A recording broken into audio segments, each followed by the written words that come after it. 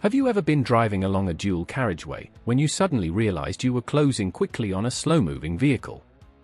It's one of the most common situations where drivers get caught out, not because they're speeding, but because they didn't spot the hazard early enough. This is exactly why looking well ahead and constantly scanning the road is so important. The earlier you identify a developing hazard, the more time you give yourself to deal with it safely. In this video, we'll explain Rule 225 of the Highway Code and show you how to deal safely and confidently with slow-moving vehicles on dual carriageways. Let's get started. Rule 225 requires drivers of certain slow-moving vehicles to use a flashing amber beacon. The purpose of this is to give other road users an early warning that they may be approaching a vehicle traveling at a much slower speed, or one that could be a potential hazard. Why is this important? Because the speed difference between your vehicle and a slow-moving vehicle can be huge. At 70 miles per hour, you can close the gap very quickly, leaving you with less time to react. Pause the video now and have a guess. How far do you think your car travels at different speeds? You might be surprised by the answer.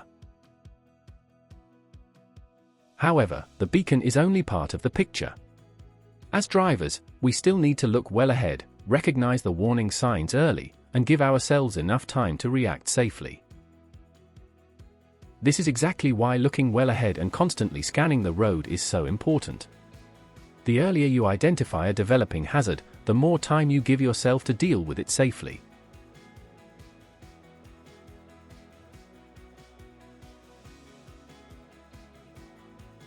Let's have another look at this example. After overtaking the lorry, I left plenty of space before returning to my normal driving lane. As I was increasing the distance between myself and the lorry, I noticed something interesting. The cars further ahead were all moving from the left lane into the right-hand overtaking lane. At that point, I couldn't yet see the reason, but I knew there had to be one. After returning to the left lane, I looked as far ahead as I possibly could. In the distance, I spotted a vehicle displaying flashing amber beacons. That immediately told me there was likely to be a slow-moving vehicle ahead in my lane, possibly a tractor or another maintenance vehicle.